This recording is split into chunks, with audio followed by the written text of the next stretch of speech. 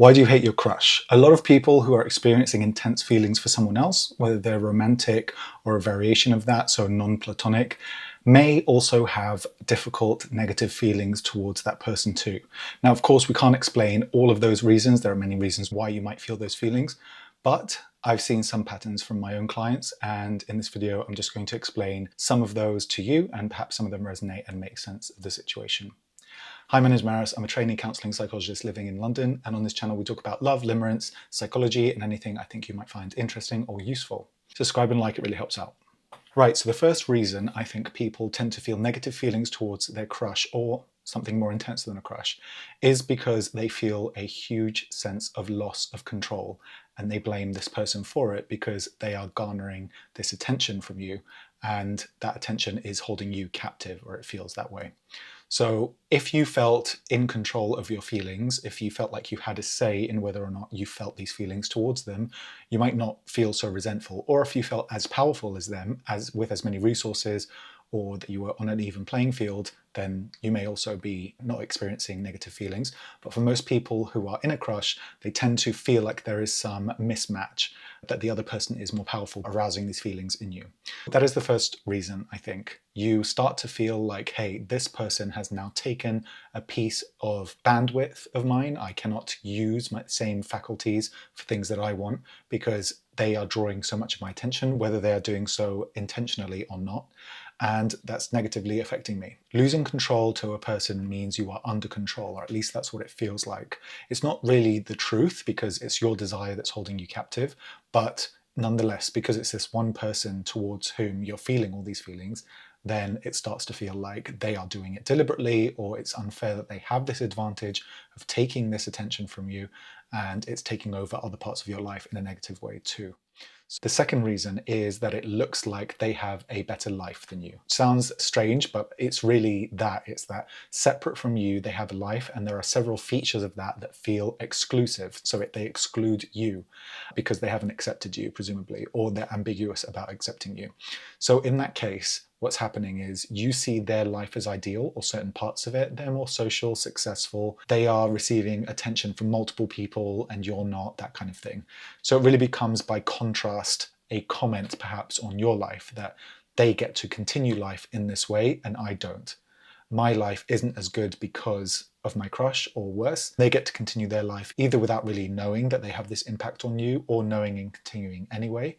And that feels massively unfair.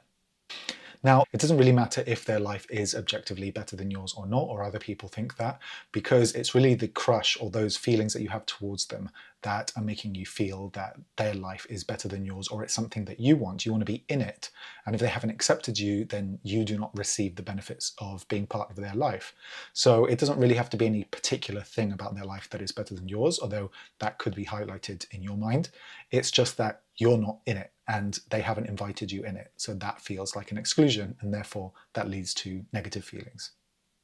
And I think that is linked to the third feeling, is that they don't need you, or it feels like they don't need you.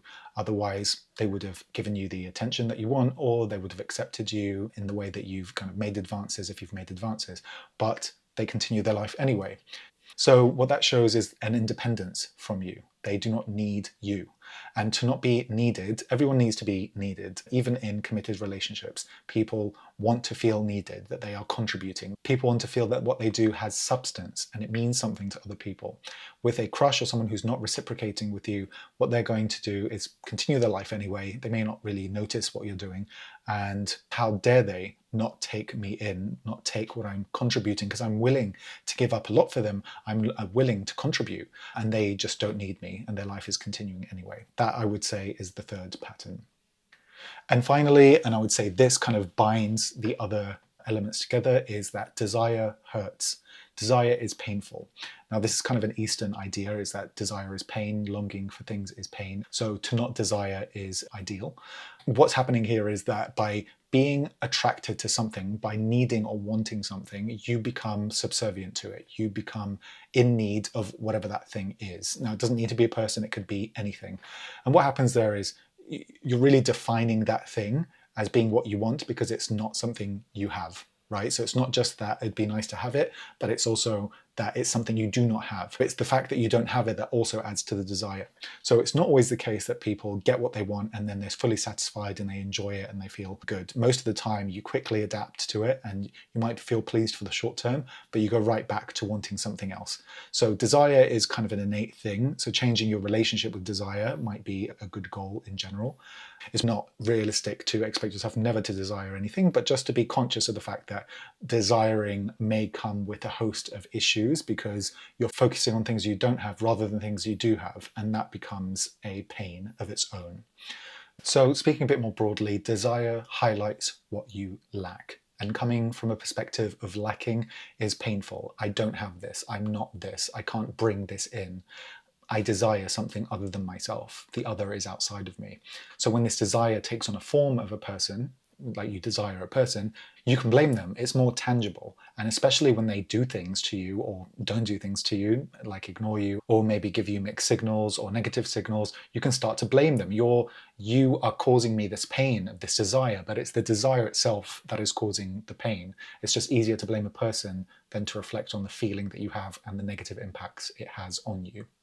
Now, none of these patterns are necessarily saying that you can just switch them off and that's going to help. It's good to just be reflective and understand, well, what is it that really is underlying my pain? Am I causing my own pain? Am I blaming others for my own pain? And even though it might feel like an uneven playing field, has this person even contributed to my suffering in any meaningful sense? Or are they just oblivious to me? Or have they just moved on from me? Or perhaps they just never were interested in me. All those possibilities are really difficult to make peace with. So a lot of the time it's just easier to hate them. And that might be just a part of your process, which, such as with grief, there are stages to these kinds of things. And being angry at someone is kind of a normal process, probably going down the road of either heartbreak or just processing rejection and developing a new relationship with what has happened and what you want to happen in the future, which might not include this person. So I hope that was useful. Let me know in the comments below if you have any questions or you'd like to share an idea for a future video. And I'll see you in the next one. Look after yourself.